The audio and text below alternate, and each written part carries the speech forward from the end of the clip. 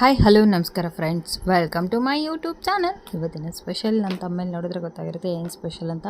ಹೌದು, ಸಖತ್ ಟೇಸ್ಟಿಯಾಗಿರುವಂತಹ ಇಡ್ಲಿಗೆ ಸೂಪರಾಗಿ ಒಂದು ಚಟ್ನಿ ಮಾಡ್ತಿದ್ದೀನಿ. ಹೇಗೆ ಮಾಡೋದಂತ ನೋಡ್ಕೊಂಬರೋಣ ಬನ್ನಿ. ಯಾರಾದರೂ ನನ್ನ ಚಾನಲ್ನ ಹೊಸ್ದಾಗಿ ನೋಡ್ತಿದ್ದೀರಾ, ಪ್ಲೀಸ್ ಸಬ್ಸ್ಕ್ರೈಬ್ ಮಾಡ್ಕೊಳ್ಳಿ. ನಿಮ್ಮ ಫ್ರೆಂಡ್ಸ್ ಆ್ಯಂಡ್ ಫ್ಯಾಮಿಲಿಗೆ ಶೇರ್ ಮಾಡಿ. ವಿಡಿಯೋ ಕೊನೆ ತನಕ ನೋಡಿ, ಎಲ್ಲಿ ಸ್ಕಿಪ್ ಮಾಡಬೇಡಿ. ಸಖತ್ ಟೇಸ್ಟಿಯಾಗಿರುವಂಥ ಹೋಟೆಲ್ ಸ್ಟೈಲಲ್ಲಿ ದೋಸೆ ಇಡ್ಲಿಗೆ ಚಟ್ನಿ ಹೇಗೆ ಮಾಡೋದಂತ ನೋಡೋಣ. ಫಸ್ಟು ಒಂದು ಪ್ಯಾನಲ್ಲಿ ಹುರ್ಗಡ್ಲೆ ಹುರ್ಕೋತಿದ್ದೀನಿ.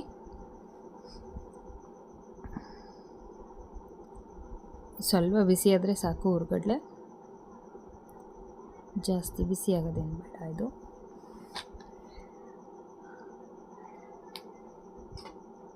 ಇದಾಗಿದೆ.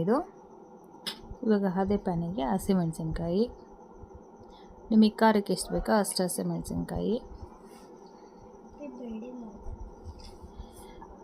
ನಾನೀಗ ಸ್ವಲ್ಪ ಎಣ್ಣೆ ಹಾಕಿ ಫ್ರೈ ಮಾಡ್ಕೊಳ್ಳೋಣ ಹಸಿಮೆಣಸಿನ್ಕಾಯಿನ.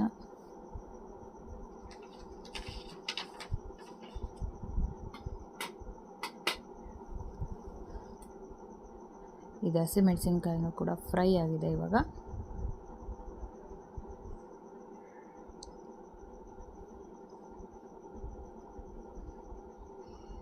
ಇದನ್ನು ಒಂದು ಸೈಡಲ್ಲಿ ಎತ್ತಿಟ್ಕೊಳ್ಳೋಣ. ಈಗ ಅದೇ ಪ್ಯಾನಿಗೆ ಕೊತ್ತಂಬರಿ ಸೊಪ್ಪು, ಪುದೀನ ಸೊಪ್ಪು ಎರಡೂ ಚೆನ್ನಾಗಿ ಫ್ರೈ ಮಾಡ್ಕೊಳ್ಳೋಣ.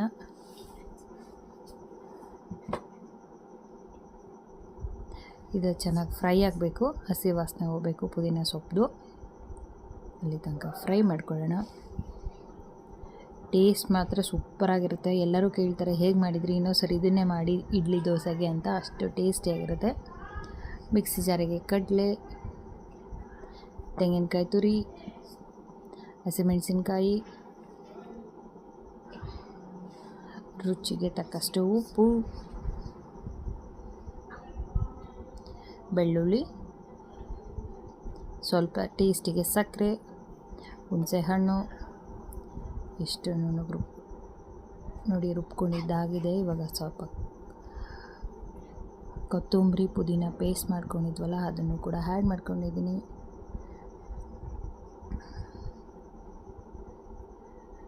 ಇದನ್ನು ನೀವು ನೀರಾಗಿ ಬೇಕಾದರೂ ಕಲಿಸ್ಕೋಬೋದು. ನಮ್ಮನೇಲಿ ಯಾರು ನೀರಾಗಿ ಇಷ್ಟಪಡಲ್ಲ ಅಂತ ನಾನು ನೀರು ಜಾಸ್ತಿ ಹಾಕಿಲ್ಲ. ಈಗ ಇದಕ್ಕೆ ಒಗ್ಗರಣೆ ಹಾಕೊಳ್ಳೋಣ. ಒಗ್ಗರಣೆ ಬಾಣಲಿಗೆ ಎಣ್ಣೆ, ಜೀರಿಗೆ, ಸಾಸಿವೆ, ಉದ್ದಿನಬೇಳೆ, ಒಂದು ಒಣಮೆಣಸಿನ್ಕಾಯಿ ಇಷ್ಟೇ ನೋಡಿ ಫ್ರೈ ಮಾಡಿದರೆ ಮುಗೀತು. ಫ್ರೆಂಡ್ಸ್, ಈ ವಿಡಿಯೋ ಇಷ್ಟ ಆಗಿದ್ದಲ್ಲಿ ಲೈಕ್ ಮಾಡಿ, ಕಮೆಂಟ್ ಮಾಡಿ, ನಿಮ್ಮ ಫ್ರೆಂಡ್ಸ್ ಆ್ಯಂಡ್ ಫ್ಯಾಮಿಲಿಗೆ ಶೇರ್ ಮಾಡಿ. ವಿಡಿಯೋ ಕೊನೆ ತನಕ ನೋಡಿ, ಎಲ್ಲ ಸ್ಕಿಪ್ ಮಾಡಬೇಡಿ. Thank you for watching the video.